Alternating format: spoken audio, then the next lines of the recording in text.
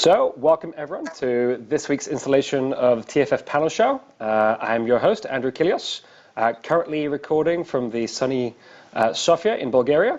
And with me today we have Tom Parfit, Dom Latouche, and Richie Burns. So, starting with Tom, if you can remind the viewers who you are currently managing at TFF, and if you can give us a brief rundown of how you feel you're doing with Peterborough.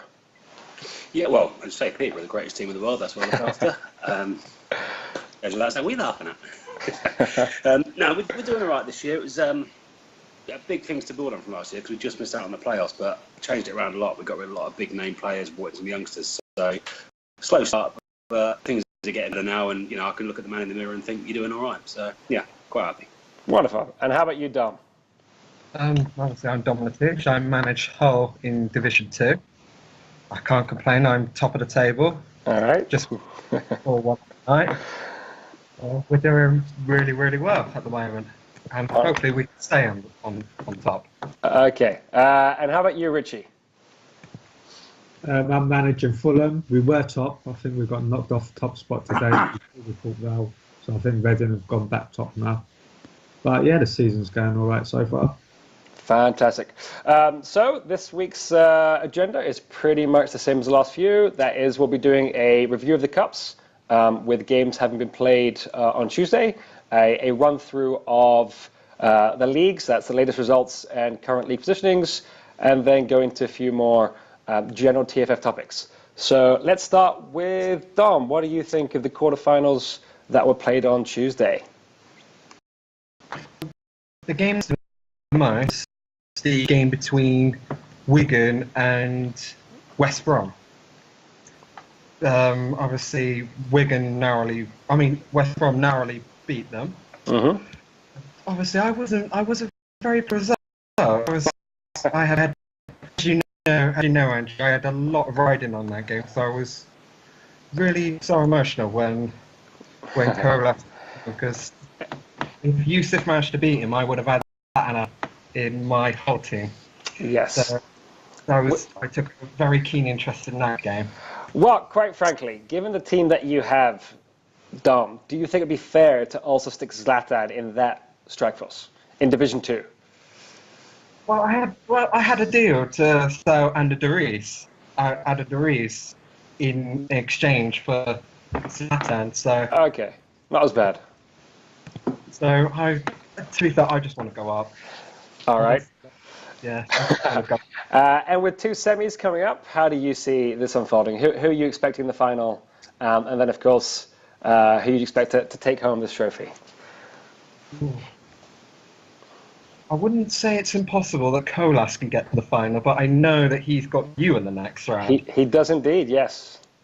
So it's going to be a tough game. At the end of the day, we've had all the relegation sides do really well in the Cups in the last 2 seasons. Yes. Obviously, I was in the final last season with Ford, and we obviously both relegated. It seems to be that a lot of the bottom sides at the moment seem to be doing well in the Cups, which I don't really understand that. So if you listen to the last show, Ali kept saying that if Bournemouth decide to go for a cup, it will lead to them getting relegated. So do you think maybe he has a point that it's not strange that the relegated teams are doing the cups, but rather the teams who won the cups are creating problems for themselves in the league? Because they don't really have the financing to have a big squad of quality players, and they're sacrificing league positions thinking there are 38 games to save themselves, and they end up just running a bit short. Yes, unfortunately, when you're at the bottom, it's really important to take things step by step. Mm-hmm. I went to Cups last season, and I ended up getting relegated.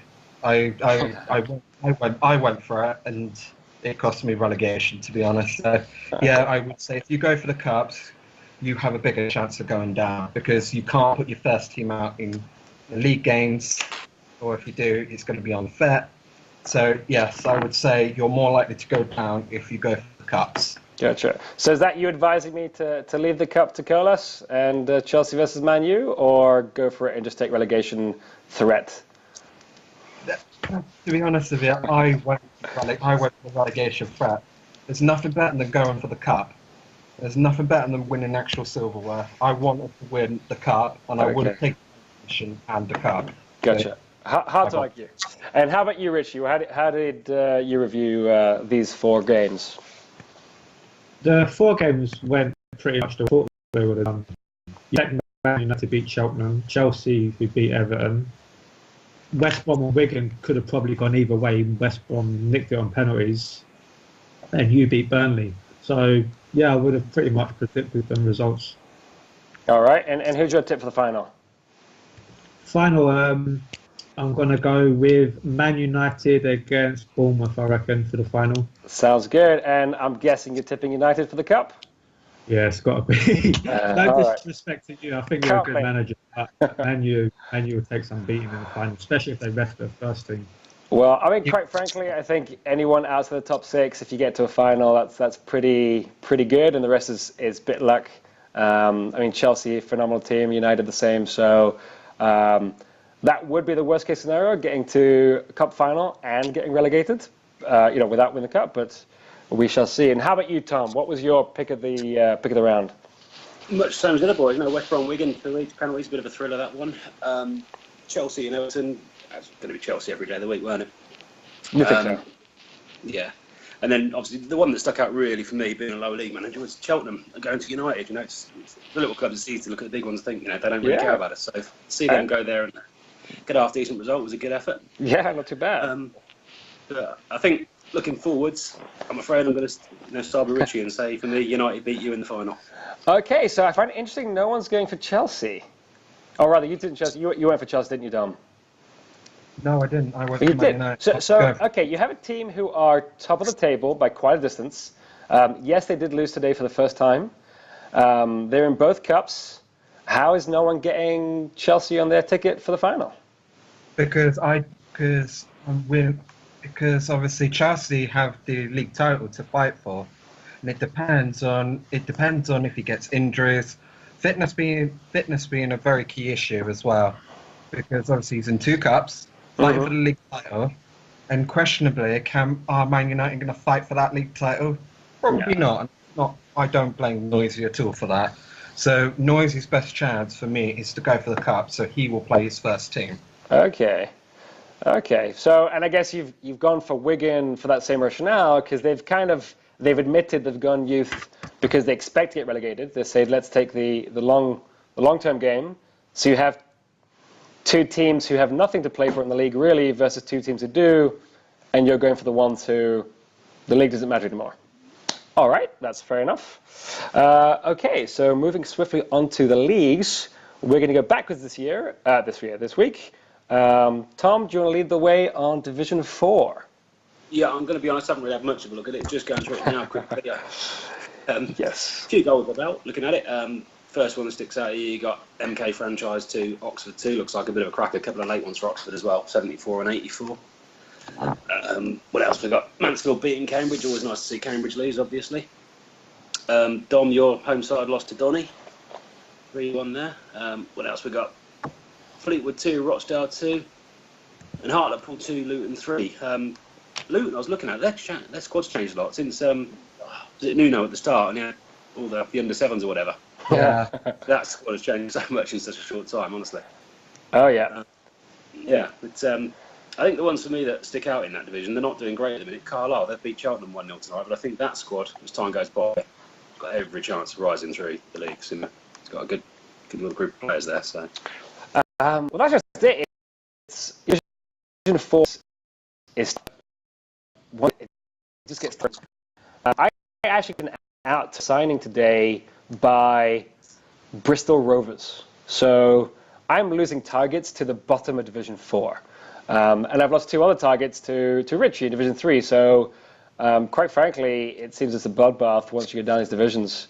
So, with that in mind, how do you think the teams that are currently playing their trade in Division 4 will be able to cope, taking that step up when you do have to fight the likes of Port Vale and Fulham and Reading? If you're playing top sides, it's tricky, but further down the league, where I am towards the bottom, anyone could beat anyone second half of that division. And the teams at the top of Division 4, they can all beat the teams at the bottom half of Division 3, no worries. In my opinion, looking at it, you got Crew there, they're a decent side. So I think we're I'm sure they're the other team at the top.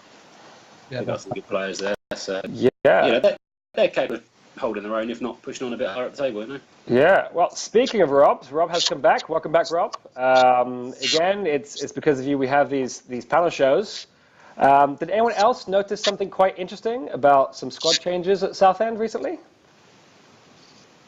No, I've probably a lot of his players have gone down. But Okay. So, given the fact that the current Bournemouth manager gets more stick than most for signing oldies, did no one see two disgusting signs at Southend? And Dempsey and who was the other one? Avoy, 39-year-old left back, is it? Oh yeah. I mean, when Rob is a great man, buys like that, what does that make you feel like? Does he deserve the same stick as some of the other managers, including Richie? So you can maybe jump in here. Or do you give them a pass because it's a rarer thing? I know why he made the signings. The same as I know why you made the signings at Orient. I've done it myself plenty of times as well. These oldies, I mean, everyone gets slagged off for signing them, but they do a job in the game. It's not people signing the oldies that's a problem, it's match engine. Fair enough. I must admit, I'm one of the biggest sort of criticisers for people that sign oldies, but a couple of good oldies are brilliant to have. Hell, I signed a 37-year-old the other day, and he's in my starting lineup. So a couple of good oldies is good to have. Okay. But a whole team full of them is a massive no-no, and I can't when managers do that. Okay, so what to you is that inflection point, that okay level, and at what point does it become too much? When I think about half and half. Half and half. Okay. So once you hit 6 people in your starting lineup, that's too much, or you mean half of the squad? No, I'll probably go with starting lineup. Like 6 or 7 in the starting lineup. But when people are fielding 11 oldies, like everyone's old, they don't have any risers to back it up, and the squad value's just going down. That's when it starts becoming a problem. Okay. So Richie, since you are one of the managers who does get a bit of stick, would you see these signings by Rob as A, desperation and wanting to win now he's back, or would you say B, it's those of us who've done it more have convinced him and convinced us like him? I've seen Lewis buy a couple of great oldies lately, including Toure. Is it a case of we finally gotten through to them that it's not as bad as it might seem? There is value in signing certain older players. No, I think Rob always signed some oldies anyway. He's never gone down the completely youth path before. You have managers that do it, like Nick Justice will only sign young players. Mm-hmm. There's a few others as well. But Rob, I think, will sign, like he'll go half and half. Like he will bring in some older players and he'll bring in younger ones as well. He's never just been, all right, I'm only going to sign youngsters. So it's not a new thing from Rob's point of view. All right. I'm just picking on Rob because he managed to find a way every single panel show to call my Orient team disgusting. So this is my chance to finally get one back at him. But Rob, it's great to see you back. Wonderful to see you. And I'm very confident we'll be seeing you playing high divisions very soon. So with that, any more comments on Division 4? It looks like the title race is hotting up and there's a pretty big gap between 4th and 7th. Do you think we're pretty much seeing 5 of the final 6, final top 6 this season? Yeah, to be fair, I think Crew are going to be one of the top 2 certainly. I think Scunny might still pip Southend, but yeah, the top 5 is done and dusted. Then it's about half the league can make 6 yet though. Okay, so I'm backing in the title race. Pick one. Each of you pick. So, does anyone disagree that the current top 5 is likely to be the end of season top 5 in some order? Yeah, definitely. Apart from Carlo and maybe Doncaster, if Thumbs gets it right, can break into the playoffs. Doncaster. So, who did Doncaster have for you that stands out and make you think they could run for it? They've got a really team bait in terms of first of all, he's done down the right route. He's got a very good first 11, but he's just not been able to get the best out of them tactically. and that's where he struggles, I'm afraid. Fair So enough. if he can get it right, he could break into the playoffs late. But I back Carlisle to break into the playoffs. Yeah, I think Carlisle have a great team, and if they go up, they could certainly do back-to-back promotions. And then how about you, Richie? Who do you see as jumping into that sixth spot, or rather the sixth team to add to those top five? I'd probably go with Carlisle. Is it Damien that manages them? Damien, Yeah. Yeah, he's been there from the start, and he signed a lot of players, a lot of young players, and with each rating review, his team's getting stronger and stronger. So he needs to take a bow. He's done well there. So I'm to a point. I think with the team that he has and the team that he's built, and the same with Crewe, they should already be out of those divisions with their squads. Ooh, okay. So great point yeah. there. Is it a case of great squad building, but not invest that time to actually get something out of them? It's a bit of both. I think a lot of teams down there, a lot of Division 4 sides have neglected the squad building quite a lot, actually. I'm very sort of, and I pointed that out quite a few times, but a lot of Division 4 sides, a lot of managers have been there since from the start as well, apart from Lewis and Rob and everything else. A lot of the teams are really poor, even for Division 4, as because what season are we in now in TFF? Season 3. Season 3, yeah. Yeah, they should be. Most teams in Division 4 should be a lot better, and that includes the top teams as well. All right, fair enough. Okay, moving on to Division 3. And Richie, since you're managing in Division 3, why don't you give us the rundown of the week's results and thoughts on how things are shaping up? Okay, so results-wise, I'm just trying to pick out the big games. Chesterfield got back to winning ways. I think they got hammered by Port Vale in the last game 4-0. So they beat Bury 2-0 tonight. That was a big win for them. Keeps in contention for the playoffs. Wolves got back to winning ways as well. They beat Cardiff, but the Cardiff manager just doesn't really seem bothered. I drew with Port Vale, so that was first against third. So that was a big game. There was a big game in mid-table as well. That big mid-table one each. Don't forget that one, yeah. Would that be Port Vale versus? Oh no, that's top of the table. Oh, you mean Northampton Town and Rotherham? Is that the game you mean? Not quite that one. Not quite one. Okay. So were you pleased with that result? Yeah, we got battered 3-0 by them earlier on in the season. So yeah, I think it's a mark of how far we've come. That's progress. So basically, what you need to do is get your team on a bus, drive around for 20 minutes, and then get to play because you're playing better away apparently. Yeah. No, we're doing all right. We're doing all right. All right. And Richie, what did your team do today? Yeah, we drew with Port Vale, so we got knocked off the top spot. He was very lucky, though. He should thank his lucky star. Well, his keeper, anyway, who played a 9 and got man of the match. My keeper played a 5, of course. So, disappointing night, really. Yeah, well, I mean, I think for the match engine, a very low rating for a goalkeeper basically means they didn't do anything. So there are worse things than your keeper getting a 5, I guess. Well, my keeper must do nothing all the time then, because he's always rating. Hey, maybe it's time to trade in. Maybe you shouldn't be spending your millions on signing 90 rated wingers and buy a proper goalkeeper. I've got a decent keeper. Just spent about 8 million on him. That's I don't know. fair enough. Does mean that they need to ahead of you in this football? Ali running now, or do you think they can catch him? I guess you're. No, I said I think I had a league and I had that. I don't think he'll run away with it. I like to think that we'll push him until the end. Also, you've got Sheffield United who are very strong. They're not far off the pace as well. So, yeah, I think it's going to go right down to the wire in Division 3, especially for the title. So I think a lot of people have been praising Ali for his squad building, which is great, and I think he has probably the best team in the league. What do you think is stopping Reading from being 6, 8, 10 points ahead of the chasing pack? Just the competition that he's got. I mean, my Fulham team's quite decent rating-wise. So Sheffield United. Port Vale have been flying this season. They've had a fantastic season. So, he's just up against some decent competition as well. So, you mentioned Port Vale. They have come to third place largely thanks to Hammer. I know we have a new manager, and good luck with that job.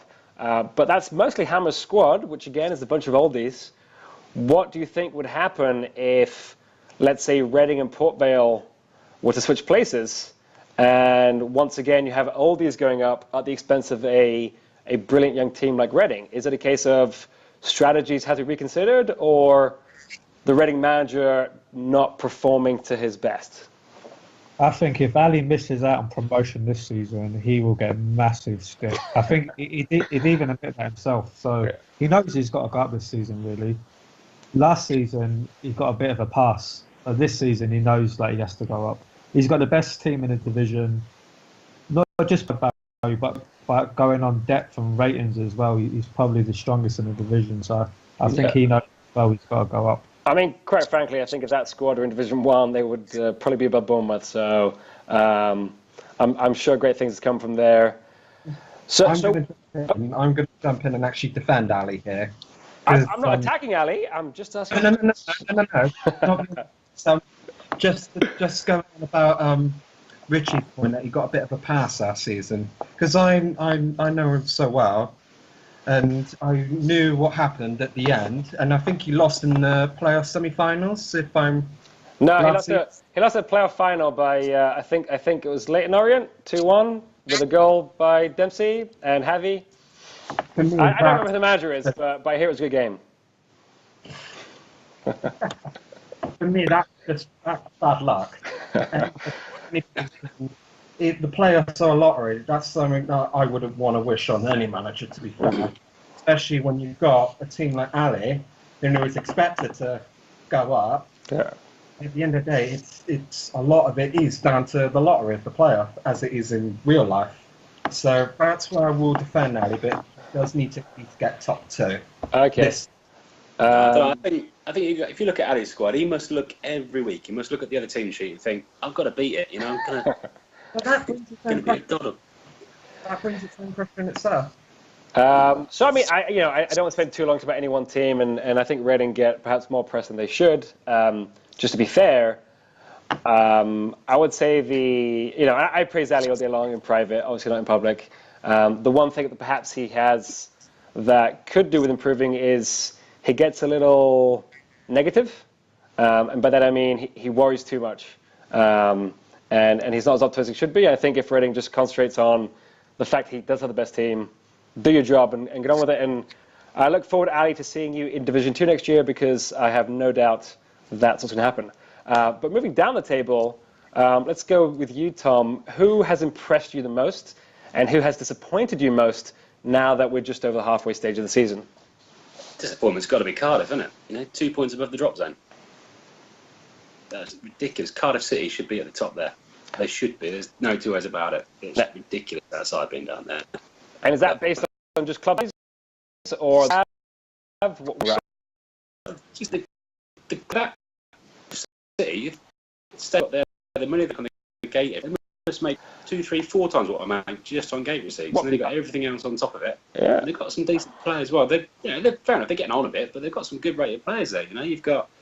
But Zare, I'm just looking here, Schick, 22 years old, 88 rated, £10 million player. Mm-hmm. What are they doing down the bottom of the league with players like that? I'd be looking at myself if I was Martin and thinking, something's going wrong here. Okay. And do you have any suggestion of how can you change things, or is it a case of one of those, clubs have seasons of you just lose game after game and you just feel that the match engine just doesn't like you? I think the match engine's an easy cop-out, isn't it? The match engine is the same for everyone. There's 8 years in this league. Everyone else has the same engine, In terms of what he does, I've not looked at his tactics. It's not for me to say, not for me to tell him how to manage his club. But there are things that you can do to, tighten up. And he should be getting results. I'm just looking at it. They've won 5 games all season. 5 out of 22 with that team. They're better than that. Fair enough. Better than Challenge laid down, Martin. And who's impressed you? Who's impressed you? A few weeks ago, I would have said Bury. They were flying. They were top of the league early doors, but they've lost a few recently and sort of tailed off a bit. But Bury, they were good early season. Other than that, I don't know. Look at Chesterfield. Maybe they're mixing it up in the playoffs again. I know they finished 6th last year. I know that because they just knocked us out of the playoffs. But Yeah, I can't remember who beat them last brilliant year. club then. I don't remember who beat them last year in the playoffs. I think it was Leighton Orient, 1-0. Sorry, can't help myself. Yeah, no, I think No. Sorry, it's Ali beat Chesterfield. I beat Wolves. My apologies. Yeah, see, Wolves are another one. They should maybe be top 2, you know. They're doing all right, but Yeah. should Wolves maybe be a bit higher? Well, 3 seasons in, again, it's what happens. You have 2 automatic possession spaces, 1 playoff, and you have more than 3 top quality managers. So, people can say Wolves should be doing better. They are doing very well, and they continue to do well. I think they buy great players, but you have more teams trying to get through and capable than's possible, and you kind of can just get stuck. And then you have teams dropping down the divisions.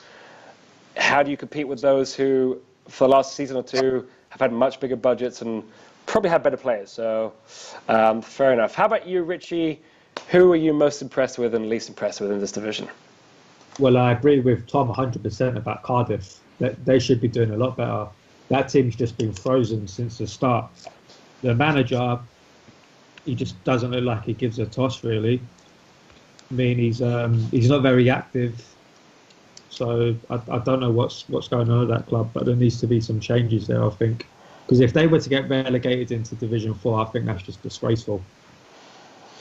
Outside of Division 1, they're probably the biggest clubs. They're one of the biggest clubs out of Division 1. Well, they do have bigger steel in Division 1.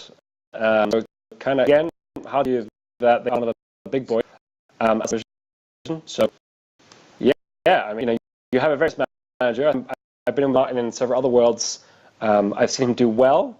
So, that's what's curious when you see managers flying in some worlds and then just dropping in others. Also, Colchester for me have been a big disappointment this season. Johnny Redd at Colchester. I think they just missed out on the playoffs last season. I think they did. Mm-hmm. This season, they're in the relegation zone in 19th position. So that's not good enough either. All right. And your favorite team, Richie, picked up a point today. In Northampton. Well, they've got a new manager now, so I'm expecting them to bounce up the league a bit now. Okay. Do I think they're exactly where they deserve to be? 16 games left. Do you see any way out for Northampton, or is it purely, let's just accept we've gone down and rebuild for next year? No, I think he's going to get a few wins there. But can he close a 14-point gap in 16 games? Yeah, but I've seen stranger things happen in soccer manager. Fair enough. He's got to string 2 or 3 wins together. And like Tom made the point earlier, the teams at the bottom half of Division 3 can all beat each other. All he needs is a run, and he can close that gap up very quickly. The likes of Cardiff, they're really inconsistent. The manager, he's useless in TFF. So if I was a Northampton manager, I'd be looking at teams like that thinking, we can finish above you. All right. Okay, so I guess we do have a new manager. So we do with some luck, and hopefully we will see moving forward a few more wins so we can praise. Because, I think certain clubs kind of get stuck and they get stick every week, and the viewers, I'm sure, get bored of hearing the same comments. So it's nice when the teams we're slating can get a bit of praise as well. So who's impressed you most then, Richie, in this division? Well, it's got to be Port Vale. I know they've had 2 managers though. Hammer was flying with them. They were really impressive. The new manager Anthony's come in. He's doing well. So yeah, Port Vale for me definitely done well. The likes of me, Reading, Sheffield United, you expect to be up there anyway. So I don't think they've been particularly impressive. Wolves haven't been anything special either. Do you think maybe Port Vale, now they have a new manager, might say, hey, too many oldies, let's ditch them? Or do you think he'll realise that he's in with a great shot at getting promoted and say, at least for the season, we'll stay as we are? He'll definitely stay as he is. He likes signing old players as well. I've been in another game mob with him. He does like signing the odd oldies, so can't see anything changing there. Hey, we need a few more in the club to defend us, so that's fine by me. Okay, well that's